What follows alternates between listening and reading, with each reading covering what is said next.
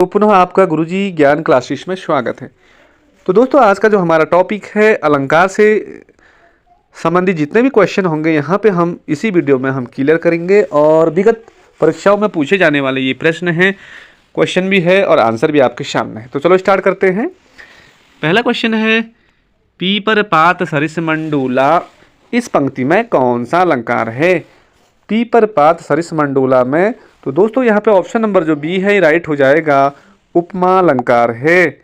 बढ़ते अगले क्वेश्चन में, क्वेश्चन नंबर 2, उपमान और उपमेय के अभेद को क्या कहते हैं? उपमान और उपमेय के अभेद को क्या कहते हैं? तो इसका ऑप्शन भी राइट हो जाएगा, रूपक अलंकार कहते हैं। क्वेश्चन नंबर 3, उपमेय में कल्पित उपमान की संभावनाओं को क्या कहते हैं? जहाँ पे उपमेय में कल्पित उपमान की संभावना को क्या कहते हैं? तो दोस्तों इसमें ऑप्शन नंबर सी राइट हो जाएगा, उत्प्रेक्षा अलंकार कहते हैं। बढ़ते अगले क्वेश्चन में, क्वेश्चन नंबर 4, उपमेय में उपमान का आरोप होने पर कौन सा अलंकार होता है? उपमेय में उपमान का आरोप होने पर कौन सा अलंकार होता है? तो दोस्तों इसका जो आंसर हो जाएगा डी, अपहूति अलंकार इसका राइट आंसर हो जाएगा। बढ़ते अगले क्वेश्चन में, अगला क्वेश्चन है 5वां, जहां बिना कारण के कार्य का होना पाया जाता है वहां कौन सा अलंकार होता है? तो दोस्तों ऑप्शन नंबर सी हो जाएगा, विभावना अलंकार आपका राइट आंसर हो जाएगा। जहां बिना कारण के कार्य का होना पाया जाता है वहां विभावना अलंकार होता है। बढ़ते अगले क्वेश्चन में, जहां उपमेय में उपमान की समानता प्रकट की जाए वहां कौन सा अलंकार होता है? उपमेय में उपमान की समानता प्रकट की जाए तो दोस्तों वहां पे उपमा अलंकार होता है। ऑप्शन नंबर बी राइट हो जाएगा। बढ़ते अगले क्वेश्चन में, क्वेश्चन नंबर 7, जहां उपमेय का निषेध करके उपमान का आरोप किया जाए वहां कौन सा अलंकार होता है? जहां उपमेय का निषेध करके उपमान का आरोप किया जाए वहां कौन सा अलंकार होता है? तो दोस्तों वहां रूपक अलंकार होता है। तो दोस्तों इसको बार बार सुनते रहो, सुनने से ही ये सारी चीज़ें आपकी क्लियर होगी। बढ़ते अगले क्वेश्चन में, क्वेश्चन नंबर 8, जहाँ शब्दों की आवृत्ति किंतु उसके अर्थ अलग अलग हो वहाँ कौन सा अलंकार होता है? तो दोस्तों यमक अलंकार, जैसे कनक कनकते सौगुनी वाला है ना, तो यहाँ पे शब्दों की आवृत्ति होती है लेकिन उनके अर्थ क्या होते हैं? अलग अलग होते हैं। तो ऑप्शन नंबर सी हो जाएगा इसमें यमक अलंकार की विशेषता है। बढ़ते अगले क्वेश्चन में, क्वेश्चन नंबर 9, श्लेष श्लेष अलंकार होता है। तो दोस्तों श्लेष अलंकार को कौन सा अलंकार भी कहते हैं? तो इसको कहते हैं शब्दालंकार। पहला ऑप्शन आपका राइट हो जाएगा, शब्दालंकार को श्लेष अलंकार भी कहते हैं। बढ़ते अगले क्वेश्चन में, अलंकार कितने प्रकार के होते हैं? तो दोस्तों यहाँ पे ऑप्शन नंबर बी है, 3 प्रकार के होते हैं मुख्य रूप से अलंकार। 3 प्रकार के कौन कौन से? पहला हो जाएगा शब्दालंकार, दूसरा हो जाएगा अर्थालंकार और तीसरा हो जाएगा उभयालंकार। उभयालंकार, ठीक है ना। बढ़ते अगले क्वेश्चन में, अगला क्वेश्चन है, जहाँ उपमेय में अनेकों उपमानों की शंका होती है वहाँ कौन सा अलंकार होता है? शंका हो रही है तो ऑप्शन नंबर सी हो जाएगा, भ्रांतिमान अलंकार इसका राइट आंसर हो जाएगा। बढ़ते अगले क्वेश्चन में, निम्न में से कौन सा अर्थालंकार है? तो दोस्तों अर्थालंकार कौन सा है? अर्थालंकार हो जाएगा इसमें से जो रूपक अलंकार है ये क्या है? अर्थालंकार है। बाकी ये तीनों क्या हैं? ये शब्दालंकार है। तो अर्थालंकार कौन है? रूपक अलंकार आपका राइट आंसर हो जाएगा।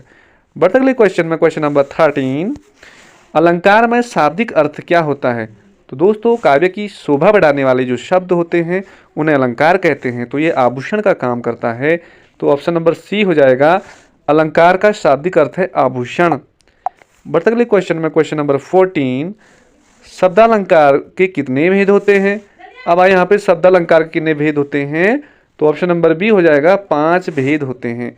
और कौन कौन से होते हैं शब्दालंकार में? जैसे अनुप्रास अलंकार आ जाता है, यमक आ जाता है और श्लेष आ जाता है, ठीक है, और वक्रोक्ति आ जाता है और विपिप्सा विपिप्सा भी होता है। ये 5 प्रकार के होते हैं शब्दालंकार। बढ़ते अगले क्वेश्चन में, अगला है क्वेश्चन नंबर 15, मुदित महीपति मंदिर आए सेवक सचिव सुमंत बुलाए, इस पंक्ति में कौन सा अलंकार है? अनुप्रास अलंकार इसका राइट आंसर हो जाएगा। मुदित महीपति मंदिर आए, सेवक सचिव सुमंत बुलाए। यहाँ पे अनुप्रास अलंकार हो जाएगा। बढ़ते अगले क्वेश्चन में, ये विगत परीक्षाओं में भी आया है, तीन बैर खाती सो वो तीन बैर खाती है। इस पंक्ति में कौन सा अलंकार है? तो दोस्तों तीन बैर खाती सो वो तीन बैर खाती, यहाँ पे ना शब्दों की आवर्ती तो है लेकिन इनका अर्थ अलग अलग हैं, तो यहाँ पे ये यमक अलंकार आपका राइट आंसर हो जाएगा। अगला क्वेश्चन है, इंपॉर्टेंट है, और ये ना जब तुम हाई स्कूल या 12th में पढ़ते होंगे वहाँ भी दिखा होगा ये। चरण कमल बंदो हरिराई, चरण कमल बंदो हरिराई में क्या है? जो चरण है उसकी तुलना हरि से की जा रही है ना, तो यहाँ पे रूपक अलंकार आपका राइट आंसर हो जाएगा। चरण कमल बंदो हरिराई में उपयुक्त पंक्तियों में रूपक अलंकार राइट आंसर हो जाएगा। बढ़ते अगले क्वेश्चन में, नीचे दिए गए विकल्पों में से कौन सा रूपक अलंकार है? तो दोस्तों रूपक अलंकार देखना, पहला क्या है? इसका मुख चंद्रमा के समान है, तो इसी में क्या है? ऑप्शन नंबर ए आपका राइट हो जाएगा, रूपक अलंकार, रूपक अलंकार। अगला क्वेश्चन, नहीं सॉरी, इसमें जो सी वाला है, इसका मुख ही चंद्रमा के समान है, इसका मुख ही चंद्रमा के समान है, यहाँ पे ऑप्शन नंबर सी राइट हो जाएगा। बढ़ते अगले क्वेश्चन में 19वां, रूपक अलंकार कहाँ होता है? तो दोस्तों रूपक अलंकार कहाँ होता है? जहाँ उपमेय में उपमान के अभेद में, उपमेय में उपमान के भेद में रूपक अलंकार होता है। क्वेश्चन नंबर 20, ये विगत परीक्षाओं में पूछा गया क्वेश्चन है, तरनी तनुजा तट तमाल तरवर बहुछाइये। यहाँ पे आवर्ती हो रही बार बार ना, तो यहाँ पे आंसर हो जाएगा आपका अनुप्रास अलंकार हो जाएगा। ऑप्शन नंबर ए अनुप्रास अलंकार इसका राइट आंसर है। तरनी तनुजा तट तमाल तरवर बहुछाइये में अनुप्रास अलंकार है। अगला क्वेश्चन है 21, बहुत इंपॉर्टेंट, नवल सुंदर श्याम शरीर की सजल नीरद सी कल क्रांति थी। नवल सुंदर श्याम शरीर की सजल नीरद सी कल क्रांति थी, उपयुक्त पंक्तियों में कौन सा अलंकार है? तो दोस्तों इसमें उपमा अलंकार है। कौन सा है? शरीर की तुलना की जा रही है तो उपमा अलंकार है। क्वेश्चन नंबर 22, शेष महेश गणेश दिनेश सुरेश हु जाहि निरंतर गावे। इस पंक्ति में कौन सा अलंकार है? तो वर्णों की आवृत्ति शेष महेश गणेश दिनेश सुरेश में भी क्या हो जाएगा? अनुप्रास अलंकार आप इसमें राइट आंसर हो जाएगा। बढ़ते अगले क्वेश्चन में 23वां, फूले कांस सकल माही छाई जन बरसारी तू प्रकट बुढ़ाई। इसमें भी दोस्तों फूले कांस सकल माही छाई जन बरसा ऋतु प्रकट बुढ़ाई में भी आपका, यहाँ पे भी आपको ऑप्शन नंबर डी उत्प्रेक्षा अलंकार इसका राइट आंसर होगा। क्वेश्चन नंबर 24, ज्यों ज्यों बूढ़े श्याम रंग त्यों त्यों उज्ज्वल हो। तो यहाँ पे क्या हो रहा है? ज्यों ज्यों बूढ़े श्याम रंग त्यों त्यों उज्ज्वल हो, जैसे जैसे बूढ़ा हो रहा है बल स्मार्ट होते जा रहे हैं, बल उज्ज्वल हुई, तो इसमें क्या हो रहा है? तो विरोधाभास अलंकार हो जाएगा। इसमें क्या हो जा रहा है? ज्यों ज्यों बूढ़े श्याम रंग त्यों त्यों उज्ज्वल हुई में विरोधाभास अलंकार है। अगला क्वेश्चन है 25, देखिए इसको, यहाँ पे चर्रर चर्रर मरर खुल गए रव स्फूतों से, तो यहाँ पे भी चर्रर मरर आ रहा ना, तो इस प्रकार के इसमें भी क्या हो जाएगा दोस्तों? अनुप्रास अलंकार आपका ऑप्शन नंबर पहला राइट हो जाएगा। क्वेश्चन नंबर 26, यहाँ पे देखिए, कनक कनकते सौगुनी मादक मादकता अधिकाय वा खाए बोरात नर खाए बोराय। कनक कनकते सौगुनी वाले में यहाँ पे क्या हो जाएगा? ये यहाँ ऑप्शन नंबर बी यमक अलंकार हो जाएगा, कनक कनकते सौगुनी में। बढ़ते अगले क्वेश्चन में 27वां, बहुत ज़्यादा इंपॉर्टेंट, नवल सुंदर श्याम शरीर में, नवल सुंदर श्याम शरीर में कौन सा अलंकार है? तो दोस्तों यहाँ पे पहला ऑप्शन हो जाएगा उल्लेख अलंकार, उल्लेख अलंकार आपका यहाँ पे सही हो जाएगा। बढ़ते अगले क्वेश्चन में, ये बहुत ज़्यादा इंपॉर्टेंट है, तीन बैर खाती थी वो तीन बैर खाती है। अभी हमने इससे पहले देखा उपयुक्त पंक्तियों में कौन सा अलंकार है? तीन बैर खाती थी वो तीन बैर खाती है, यहाँ पे भी आपका यमक अलंकार आपका ऑप्शन सी राइट आंसर। 29 का क्या हो जाएगा? ये हो जाएगा, अब अली रही गुलाब में अपत कटीली डार। इस पंक्ति में कौन सा अलंकार है? अब अली रही गुलाब में अपत कटीली डार, उपयुक्त पंक्तियों में कौन सा अलंकार है? तो दोस्तों ऑप्शन के आधार पर हम देखेंगे ऑप्शन नंबर सी अन्योक्ति अलंकार इसका राइट आंसर होगा। बढ़ते अगले क्वेश्चन में 30वां क्वेश्चन अगला है, संदेशनी मधुबन कूप भरे में, संदेशनी मधुबन कूप भरे में इस पंक्ति में कौन सा अलंकार है? संदेशनी मधुबन कूप भरे। तो यहाँ पे क्या हो रहा है? अतिशयोक्ति हो रहा है। तो ऑप्शन नंबर डी आपका अतिशयोक्ति अलंकार इसका राइट आंसर हो जाएगा। क्वेश्चन नंबर 31, पीट पट पीट मानहु तंडित रुचि सूचि नोमि जनक सुतावरंग। इस पंक्ति में कौन सा अलंकार है? पट पीत मानु तंडित रुचि सूचि नोमि जनक सुतारू। तो यहाँ पे भी उपमेय में उपमान की संभावना। तो यहाँ पे पहला ऑप्शन आपका सही हो जाएगा, उपमा अलंकार। क्वेश्चन नंबर 32, देखिए यहाँ पे वर्णुक्यावर्ती हो रही, कुंद इंदु समदेह उमा रमन करुणा अयन। इस पंक्ति में कौन सा अलंकार है? तो दोस्तों ऑप्शन सी हो जाएगा, अनुप्रास अलंकार हो जाएगा। क्वेश्चन नंबर 33, लेकिन में से कौन सा सादृश्य मूलक अलंकार नहीं है? सादृश्य मूलक, तो इसमें से उपमा है, रूपक है, उत्प्रेक्षा है, विशेषोक्ति अलंकार में क्या है? सादृश्य मूलक अलंकार नहीं है। अगला क्वेश्चन 34वां,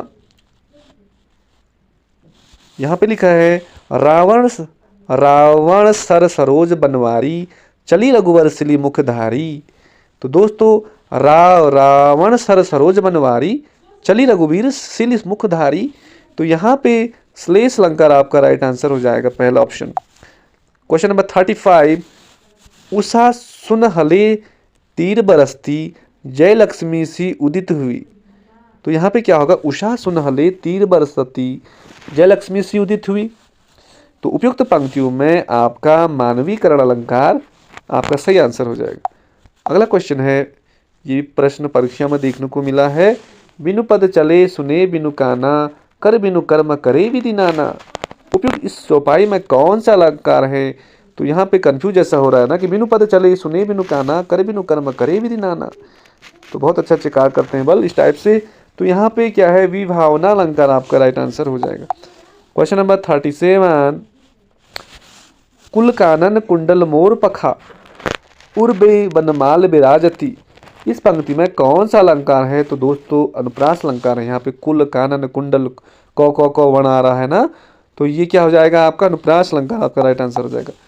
क्वेश्चन नंबर 31, मार मत पूत सपूत तो धन का संचय।